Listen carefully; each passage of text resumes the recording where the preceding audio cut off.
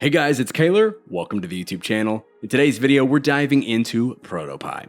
If you've never heard of ProtoPie, it allows you to create some advanced, high-fidelity prototypes with ease. Perfect for user testing, sending to a client, or just perfecting interactions before you hand your project off to your developer. Together, we'll go through the process of creating a high-fidelity prototype in ProtoPie for a streaming app, being able to log in and even play a video. And by the end of the video, I hope you'll have a solid foundation for ProtoPie so you can get started creating some high-fidelity prototypes of your own. Before we get started, thanks to ProtoPie for sponsoring today's video and making it possible. If you'd like to check out ProtoPie, you can head over to protopie.io. And if you choose to upgrade to a Pro plan, make sure you use code KALER, C-A-L-E-R, at checkout to get a discount of 30% off on your Pro plan.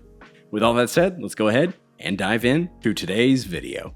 So here is my design file in Figma. I've created 4 frames for a simple login process for a streaming app. I've got some other interactions we're going to include in ProtoPie, but this is my 4 frames we're going to work with. So I need to import these to ProtoPie.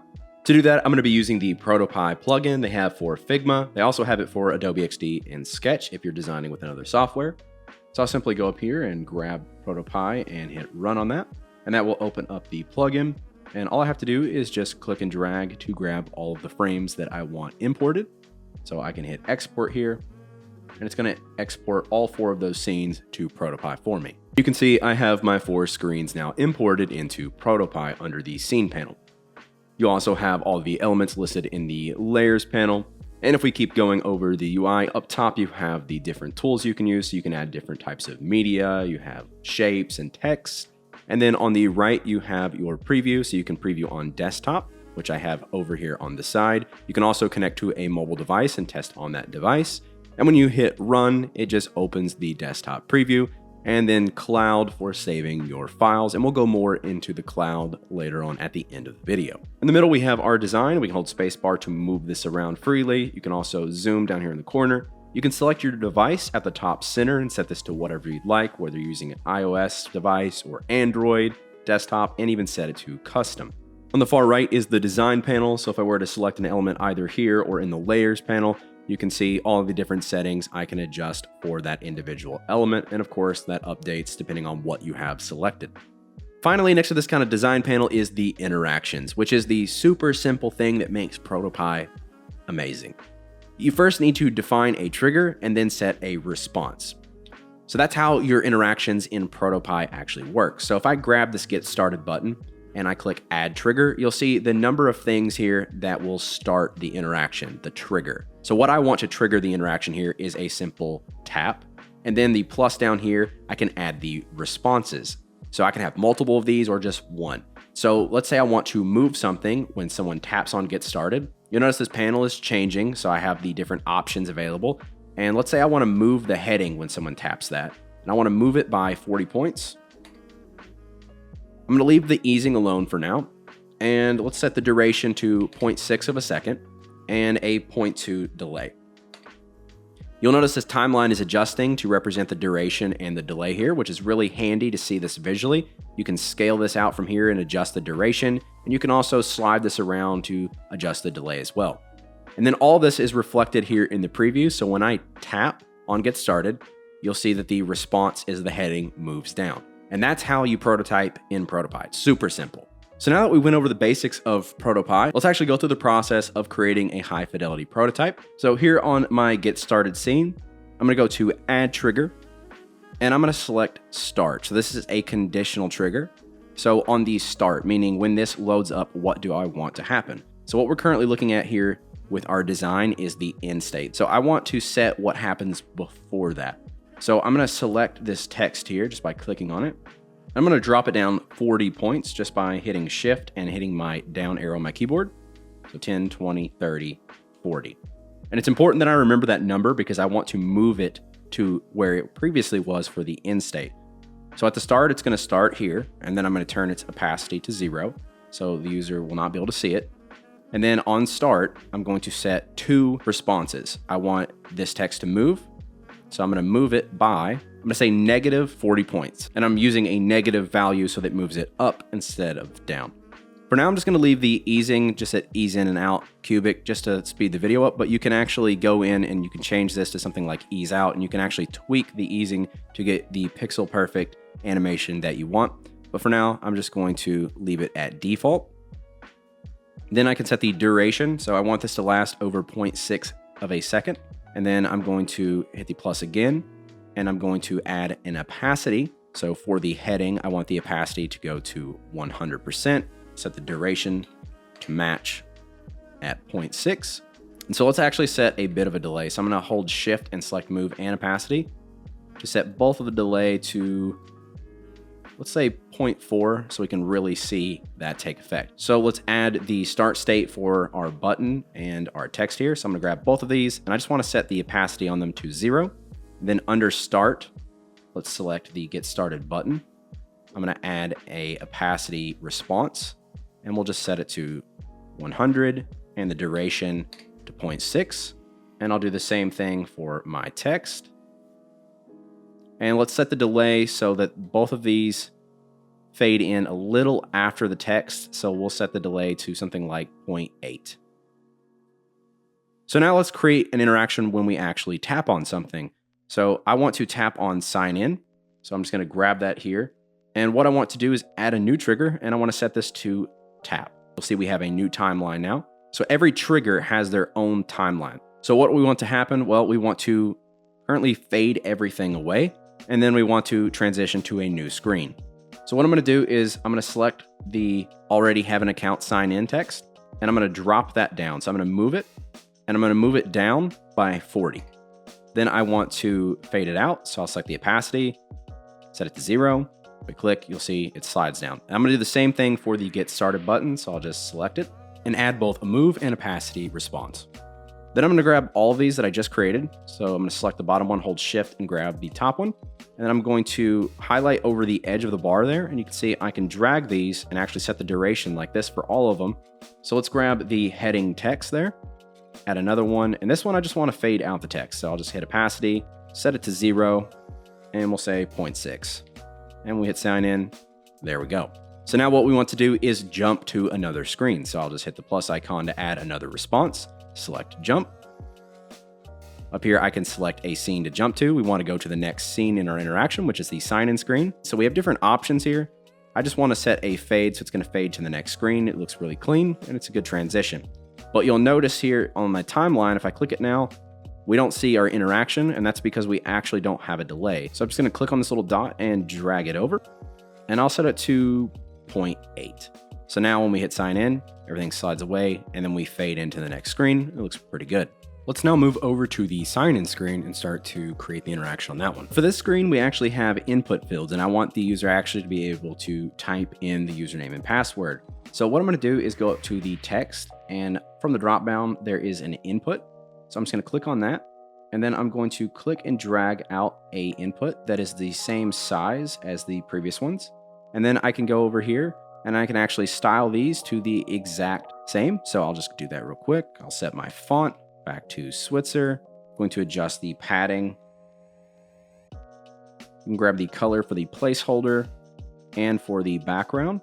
And then what was the border radius? The border radius is 12, so we'll set that. And finally, let's set the placeholder text. So we'll change this one to password. And now we have an input that we can actually click on. So here in the preview, if I actually click on that, you'll see the keyboard comes up. And since I'm on desktop, I'll use my keyboard and actually type. And you'll see when I'm typing, the text is black, so let's set that to a full white. Let's go ahead and replace our input fields with these actual inputs. So I'm just going to select password and delete it. Then I'm just going to rename this one by double clicking on it. Password input. Then I'm going to Command C, Command V to copy and paste it. Drag it in place of the other one. And then I'm going to delete the other one. And for this one, we'll change the placeholder text to what we had, which is email or username. And then I'll just rename it to email input. So now that we have both of them created, let's actually change this type of input. So we can go down to the bottom. You'll see type, and we can actually set this to a text password. So when we click on email, when we type, you can actually see the text. But for the password, it's now hidden like a normal password should be. Of course, the keyboard is actually covering our sign in button, which we don't want. We want it to slide up like you see most interactions. So what we'll do is when the user taps on the email field, since they're going to select that one first, we'll add a tap trigger. And then we want to move the sign in. So we'll add a move. And I'm going to move by, and I believe it's 264 points. So we can actually tap and see if that worked, which it did. It pushed it up. And I also need to move up the don't have an account. So we'll select that, add a move, move by, set it to the same value.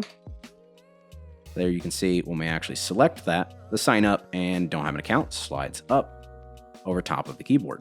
So if we go back to the get started screen and we actually take a look at it, fades in nicely. When we click sign in, everything fades away and this fades in, but I want a little bit more interaction here. So we don't actually have anything happening on the start.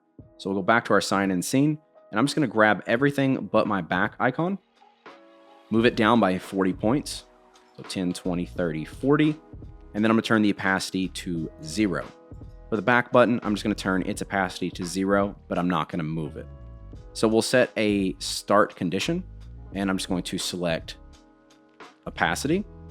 We can select the layer from here. So I'll grab the email input, set the opacity to 100%, and we'll set the duration to 0.6 to keep everything nice and consistent. We can actually duplicate this with Command D or right click and duplicate. And then we can change the layer that this is affecting. So instead of email, we'll go with the password. And then we'll change this one to the sign in. And I'll repeat that until everything fades in nicely. So now if I hit run, you'll see everything fades in. So now we need to move it. So I'll hit the plus, add a move.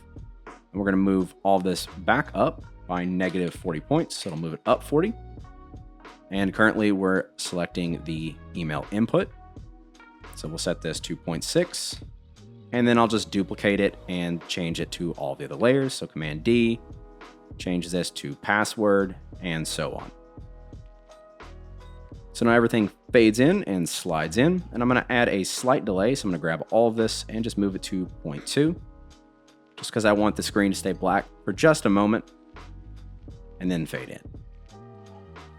Finally, we need the back icon. So I'll just hit a plus, set the opacity. Since we didn't move this one, we're just going to set it to 100%. I'm going to grab that back icon there. We'll set it to 0.6. And for the delay on this one, I'm going to set it to 0.4 because I want it to fade in just slightly after the rest. So now we have that. And then now we need to create a tap on sign in. So I'll just grab the sign in button, add a new trigger. We'll add tap. What do we want to happen? We want a similar interaction to the first page. We want everything to fade away. So I'll go ahead and set that up.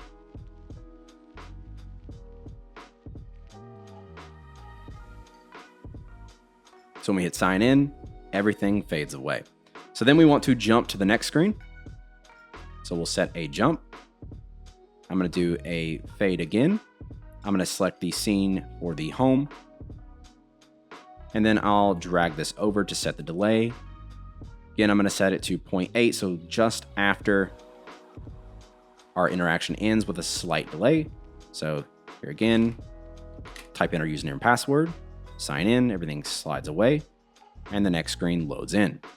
So the first thing I want to do here is set up some scrollable areas. So my content down here is being covered up by the menu bar, so I want the user to be able to scroll up and actually see that. So we have these things called containers, and we can actually set them to a scroll container or a paging container. So I'm going to grab a scroll container, and I'm just going to click and drag the area on the screen that I want the user to be able to scroll in. Just like so. And then I'm going to put all of my content that I want to be able to move in that scroll container inside of it. So I don't want the menu bar or the circles or this navigation bar down here at the bottom in that. So I'm going to move the container below the menu bar and the menu, grab everything except those circles and just drag them into the container. I can rename this scroll area or scroll container. So now we can actually scroll in our app and see all of our content. So now I want the user to be able to actually swipe over on these to see the rest of them. And so for that, all I need to do is grab another scroll container and just drag out where I want that to go. So in this case, I want it to be on these cards. I'm going to call this continue watching scroll, since that's the content, just so I know what I'm doing here. I'm just going to drag that inside of our scroll area. And then I'm going to place the content inside it that I want the user to be able to scroll on, which is the continue watching group here. So I can just drag and drop that inside of that area. And now you'll see it scrolls vertically. So what we want to do is select our continue with scroll container here and just change that to a horizontal. And you'll see that we can actually slide through this and see all of these different cards. So I'm going to repeat that for the popular anime here at the bottom, just creating another scroll container. So now when the user swipes over on this, they can see all of the different popular anime here. So we've set up scrolls inside of each other. You can also set these to paging. So if you want this to be a paging interaction, you can see when I swipe over that, it just snaps over to the side. But I feel like it feels a little bit more natural for this case on scroll. But you do have paging available if you need to set up some paging with these containers. So these are super useful, and that just created an interaction super quickly. So now that we have those scroll areas in here, we can actually create the start interaction. So add trigger and start. So what happens when this loads in? I'll just do this off camera since we've done this several times now. All right, so I've set that up. So when we hit run there, you'll see everything fades in and moves in nicely. So I'm just going to collapse that. And finally, what I want the user to be able to do is actually select this play icon and actually play a video, which is super cool. So I'm just going to select that icon. So play icon, add a tap trigger to that. And what I want to do is jump to the full screen video, and I'm going to set that to fade. And I don't want this to have a delay. I want it to instantly load that. So when the user clicks it, it's going to fade here. And for the full screen video scene, all we need to do is add our media. So I'll go up to the media here, grab video, and my video loads in here. I'm just going to rotate it and scale the size to fit the device. And then I'm going to drag it all the way to the back of the hierarchy, putting everything in front of it. And let's turn the opacity down to 50%. So we can actually see all of our icons there. And with video, you can actually play this automatically and set the looping. I want all this off for now because I want the user to tap on the play and actually play the video. So we'll set that up now. So add trigger, tap, and then we'll set a playback. And I'm going to select the video. And I want this to play with no delay when this is tapped, just like that. And now to pause it, what I want the user to do is actually be able to tap on the video. So I'll add a trigger of tap on the video. Then what I want to happen is a playback and set that to pause. So they can play it here and then pause it there. And then to make the interaction a little bit more realistic, we can add some other things. So this first interaction is when the user presses play. So we want the video to play, but we also want the UI here to fade out. So I'll just set opacity, grab the skip back icon first, set it to 0. And I'm going to duplicate that for all of these and select the different icons. Of course, to make this even quicker, you can group everything and then just turn the group opacity off, but I didn't think of that. So you can save yourself some time with these repetitive interactions by doing things like that. So now when the user plays there, you'll see they all fade out. So now when the user taps the video to pause it, we want them to then fade in. So under that trigger, I'll set an opacity, grab the first icon, which is the skip back, set its opacity back to 100%, duplicate it, and grab all the icons again. So if we tap that, they fade out. When we pause, they fade back in. Then I also want to set the video's opacity when we hit play. So when the user taps on play there, we'll add an opacity, select the video, set it to 100%. And then when the user taps the video, we want it to fade back. So we'll grab the opacity, fade it back to 50%, which is its original state. And that kind of makes it look like an overlay so we can actually see all the icons. So now if I tap on it, it plays the video. If I pause it, the overlay pops back in. Finally, let's add a exit option here. So when they exit full screen, we'll tap on that icon there. So I'll grab exit full screen, add a tap. We want to immediately jump back to the home screen for this interaction. Pretty simple. We'll set it to fade. So when the user taps that, it fades back to the home. When we hit play, it takes us to the video and we can watch it. We can pause the video and we can exit back to home. So finally, let's take a look at our interaction. So when you hit run, everything fades in. We can click and tap on sign in. We can enter our email or username. Type that in, type in a password, sign in. We can scroll through, take a look at our continued watching, look at the popular anime, and we can hit the play icon, take a look at our video. We can even play the video, pause it, and then exit back. Now with this prototype complete, I can take this interaction and send it to my team. We can do some user testing. I can send it to a client. So that way we can ensure that this app not only looks good, but the interactions are clean and the users don't find anything distracting. And we can do all of that before we actually start developing the app, which is the advantage of creating a high fidelity prototype like this. You get to test things out before they're actually coded, saving a lot of time and money. So if I quickly save my file, we can use the cloud side of ProtoPie to actually send this to people and do that user testing. So once we've saved that, you'll see it automatically generates this cloud link. So if I click on that or copy it, it opens up in the browser here where I can actually share this with anyone to test this interaction that I would like. So I can hit share, I can share it via a QR code, or I can send them the link and they can actually take a look at this interaction here in the browser. You can see if I tap on it, it actually goes through the interaction and they can test this out and see if this is what they want.